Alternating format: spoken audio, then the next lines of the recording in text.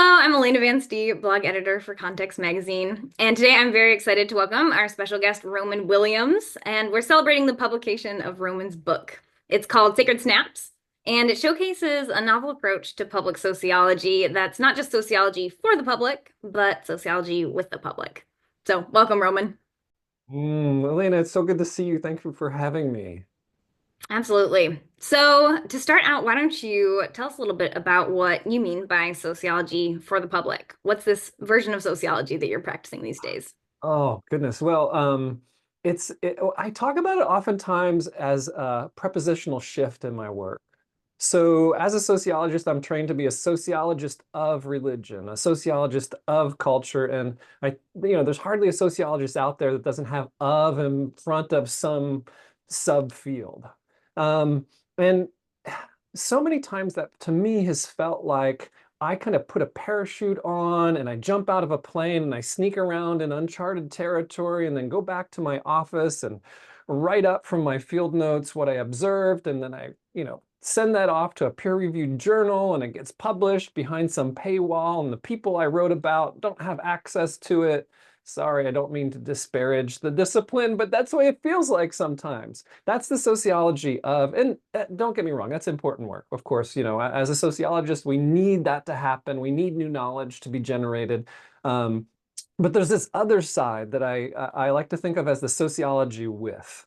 And that's more like me showing up on the playground with my, little bucket full of toys and walking up to a place where other people are playing in that sandbox and saying, here's my toys. How can we play with these together? And so this sometimes falls under the heading of what we think of as participatory action research, where the researcher, the sociologist, of course, has that level of expertise because of their background and training, but so do the people that they're working with. They're experts on their own daily lives, their experiences, the challenges that they might be facing in the world.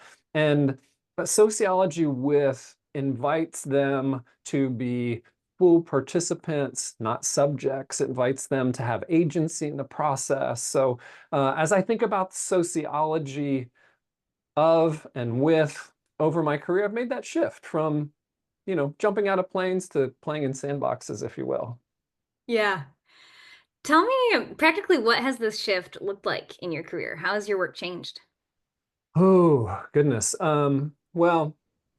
So, well, l- can we just say what day it is? I mean, are we allowed to say what today is? Today Absolutely.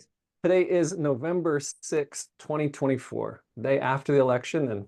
And as I told some British friends I had breakfast with, I'm keeping a stiff upper lip today. I'm being brave. The outcome of the election wasn't the one that I had hoped for.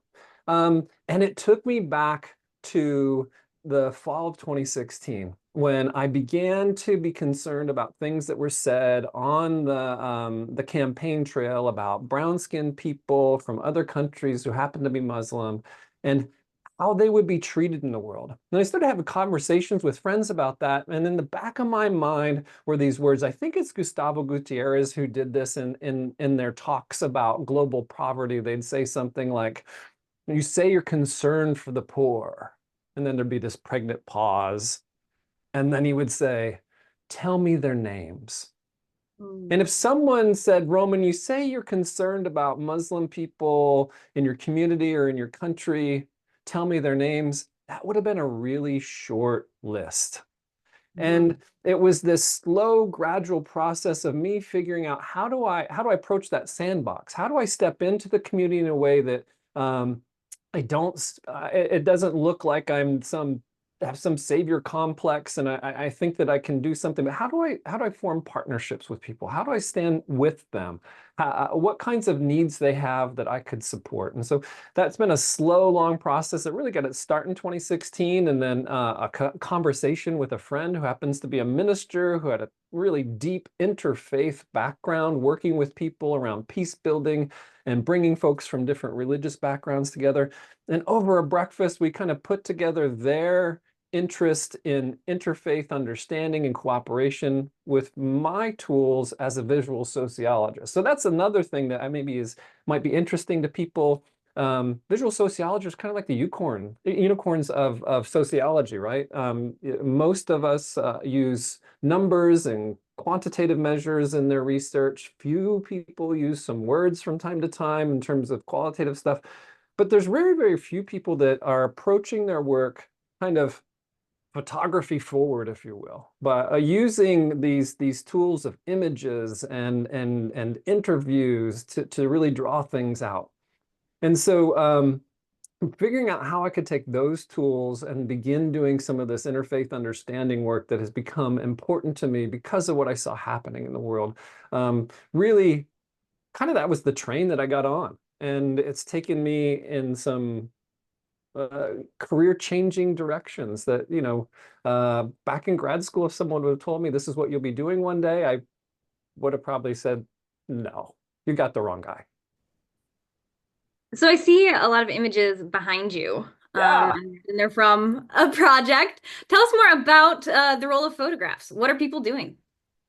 Yeah, so I use a tool called Photovoice as a primary tool. It comes out of public health, and it's designed to equip people to use their cameras to go out into the world to document daily life around a set of experiences, needs, concerns, problems.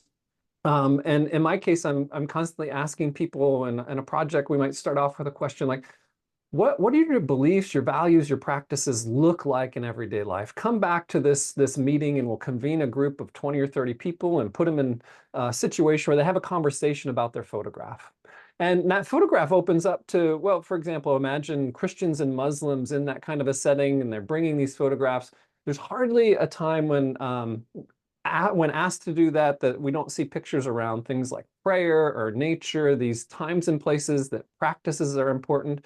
And maybe for the first time, a Christian participant might be able to just sit and express curiosity about the process that a Muslim participant goes through. And you see some really important things happening, like relationships being built, some religious knowledge, some religious literacy being transferred, a bit of empathy when a Christian or someone who is not Muslim realizes the real challenge of fitting that into their daily life, the practice of prayer.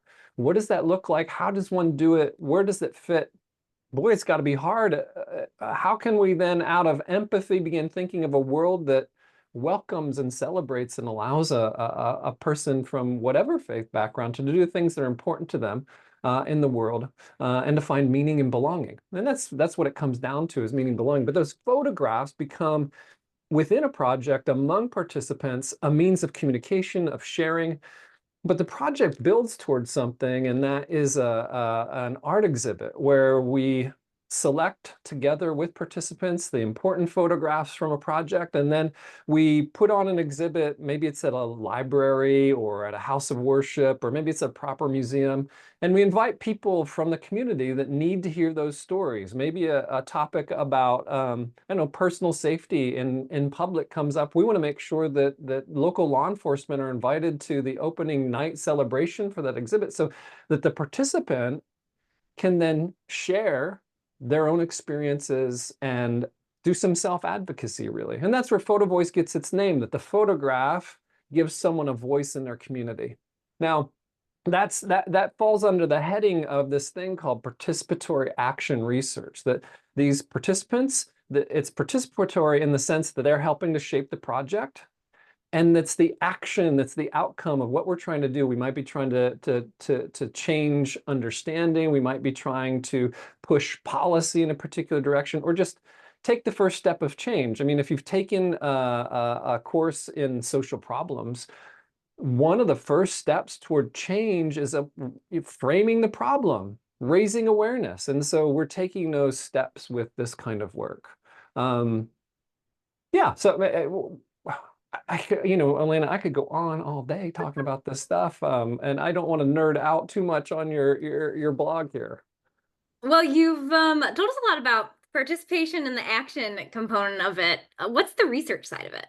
Yeah, so well, for this project that our book is written around, it's really three projects. We wanted to try to understand how this tool, Photovoice, could be used to build bridges between people from different religious backgrounds. So we did three exploratory projects. One was in Richmond, Virginia. One was in Grand Rapids, Michigan, which is where I live. And the third one was in Fredericton, New Brunswick, Canada, at a university there. And in each of these projects, it was about anywhere from 15 to 25 Christians and Muslims that came together to have these conversations and then ultimately to put on these exhibitions. Along the way, we treated those projects ethnographically. And so we were taking field notes. We were taking our own photographs. So it was visual ethnography, photographs of the process so that we could think about what was happening and have that visual and verbal record in our field notes. And then after we completed each of those projects, we interviewed half of the people that had gone through it to try to understand what had happened, to learn from them about the process. You know, are there things that we might improve on? So part of it was kind of quality control, but it was also trying to understand, as a sociologist would want to understand, the role of this intervention in bringing about personal and social change. And so we're trying to balance the two sides of things. Very cool. So I had mentioned that I hoped you'd be able to show a photograph to kind of Yes. illustrate what it is you're doing. Do you have a photograph to share? I have lots of photographs. So the book has 60 photographs, so that's kind of fun. I was excited to be able to pull that off and feel like it's a little coup. It's so hard sometimes to get a publisher to agree to that. But let me show you a picture that shows up early on in the book. And this is a picture that was taken by a participant in Fredericton, New Brunswick, Canada. And it's just an everyday space. We asked them to take a picture of, you know, some of the challenges that they face in their everyday life.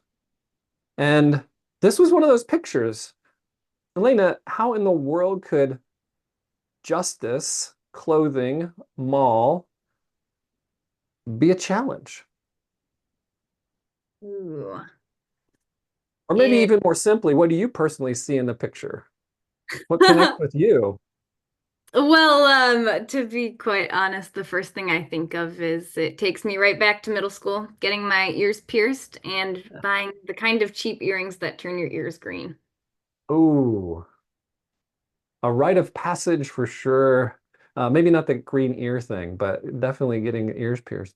Well, this picture was taken by a Muslim woman who wanted to talk about a particular challenge that they face. So Fredericton is about, as I recall, about 100,000 people in the area. So it's not a huge town. It's a college town. It's a vibrant culture for sure. But this is the one mall. Like this is the mall. And this is one of the, you know, places where one would go to buy clothing.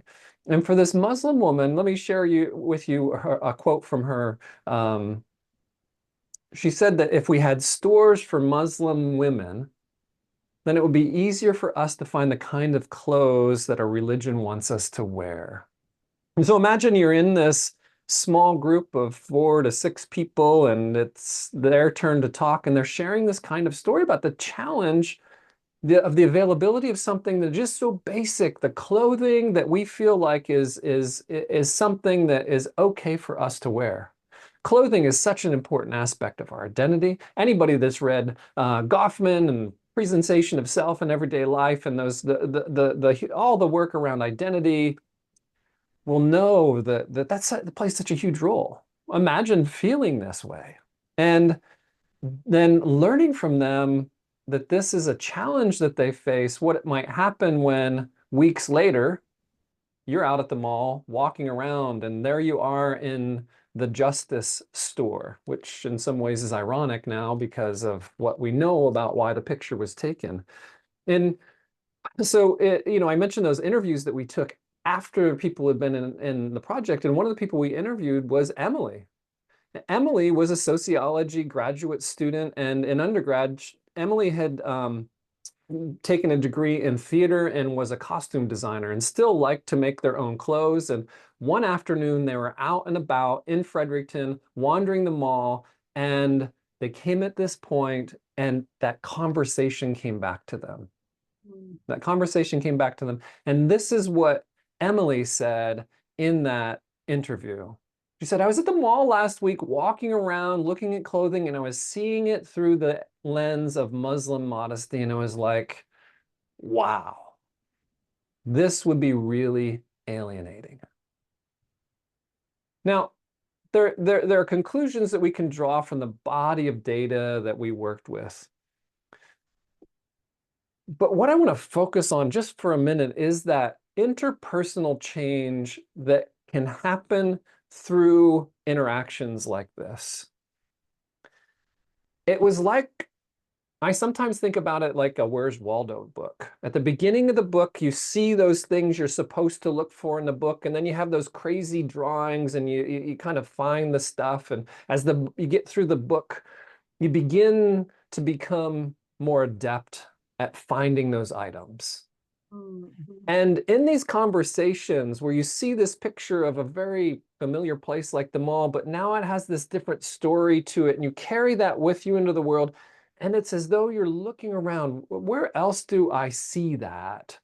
Mm. And it comes upon you, and this experience of a person that's very different than you, that you now have a relationship with, bubbles to the surface in a way that makes you more aware of the circumstances of other people. Mhm. Amira and Emily weren't alone. They were two people in a group in one project of three projects. And so these kinds of things happened over and over and over again. And we wanted to make sense of it. And sort of in the book, we follow some of these people who we've come to think of as our heroes. So much of academic life, it feels sometimes like the sociologist thinks they're the hero in the story. Turns out, personally, I don't think they are. I think the real heroes are the people that we're writing about and trying to understand, and in my case, trying to support and um, these people are heroes. And so the book really is this effort to tell the story of these heroes and walk through the process that they experience these small changes. It's not the kind of structural change that we know as sociologists as important, but it's the beginnings of that. The change has to start someplace. And we see interpersonal changes, and through some of our projects, whether it was these three or the many that we've done since, we have seen changes happen in organizations and in communities that are small and incremental, but it's movement. It's movement in a positive direction. Mm.